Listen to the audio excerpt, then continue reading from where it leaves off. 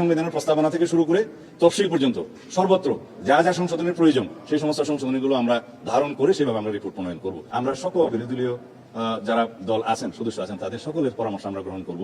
তারা যদি মিটিং এ এসে দেয় ভালো, মিটিং এর বাইরে দিলেও আমরা সেটা গ্রহণ করবো, লিখিতভাবে যদি দেয়। 48টার মধ্যে অনেক কিছু আছে আমরা এগ্রিড হয়েছি রাজনৈতিক সমঝোতা দলিল হিসাবে জুলাই জাতীয় সনদে, সেগুলো তো আমরা নেবই। আর যেগুলোতে আমরা নোট অফ ডিসেন্ট দিয়েছি সেগুলো নোট অফ ডিসেন্ট আকারে নেব। গণ অভ্যুত্থান অংশগ্রহণ করেছেন সেই সমস্ত ছাত্র নেতৃবৃন্দ, বৈষম্য বিরোধী ছাত্র নেতৃবৃন্দ, সকলের সাথে আমরা আলোচনা করব। আমরা বিচারপতিদের সাথে আলোচনা করব, আমরা সুপ্রিম কোর্ট আইনজীবীদের সাথে আলোচনা করব। এইভাবে আমরা সমাজের সকল সেকশনের সাথে আলোচনা করে তাদের মতামত নিয়ে জুলাই জাতীয় সনদ বাস্তবায়ন করব এবং জুলাই জাতীয় সনদের বাইরেও সমাজের যে সমস্ত প্রত্যাশা আছে থাকবে সেই সমস্ত বিষয়গুলো অ্যাড্রেস করব। এইভাবে আমরা সংবিধানের প্রস্তাবনা থেকে শুরু করে তফসিল পর্যন্ত সর্বত্র যা যা সংশোধনের প্রয়োজন সেই সমস্ত সংশোধনীগুলো আমরা ধারণ করে সেভাবে আমরা রিপোর্ট প্রণয়ন করব।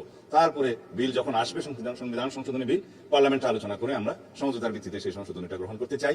যে সংশোধনী জনপ্রত্যাশা পূরণ করবে, বাংলাদেশের এই নবযাত্রা এবং রাষ্ট্র কাঠামোর যে আমরা বিবর্তনমূলক কাজে যাচ্ছি এবং রাষ্ট্র কাঠামোর যে গণতান্ত্রিক সংস্কার আমরা করতে চাই, সেগুলো সবগুলো আমরা এখানে অ্যাড্রেস করবো, ধারণ করবো, যেটা আমাদের প্রতিশ্রুতি ছিল আছে। এই পর্যায়ে আমরা বলেছি কাদের সাথে আমরা আলোচনা করব এবং দিন তারিখগুলো এবং তাদের তালিকা নির্ধারণ করে আমরা আলোচনা করব।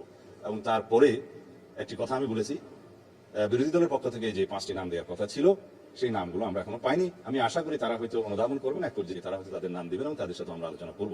এছাড়াও নাম যদি নাও নেয়, আমরা সকল বিরোধী দলীয় যারা দল আছেন, সদস্য আছেন, তাদের সকলের পরামর্শ আমরা গ্রহণ করব। তারা যদি মিটিং এ এসে দেয় ভালো, মিটিং এর বাইরে দিলেও আমরা সেটা গ্রহণ করবো, লিখিতভাবে যদি দেয়। তো এইভাবে আমরা একটা গ্রহণযোগ্য সংশোধনী আনতে চাই এবং জনপ্রত্যাশা সবকিছু আমরা ধারণ করতে চাই। সবার সাথে আলাপ আলোচনা করে আমরা সেই রিপোর্টটা প্রণয়ন করতে চাই। ধন্যবাদ আপনাকে। কমিটির সামনে চ্যালেঞ্জ নেই, আমাদের প্রত্যাশা আছে, আমরা সবার সাথে আলোচনা করতে চাই। এটাকে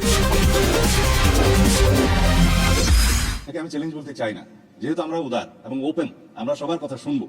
এত বড় একটা ছাত্র গণ অভ্যুত্থান সংগঠিত হলো, জাতির প্রত্যাশা অনেক, শহীদের আকাঙ্ক্ষা ছিল, সেই প্রত্যাশা এবং আকাঙ্ক্ষা অনুযায়ী আমাদেরকে এই বাংলাদেশ বিনির্মাণ করতে হবে, গণতান্ত্রিক ধারাকে শক্তিশালী করতে হবে।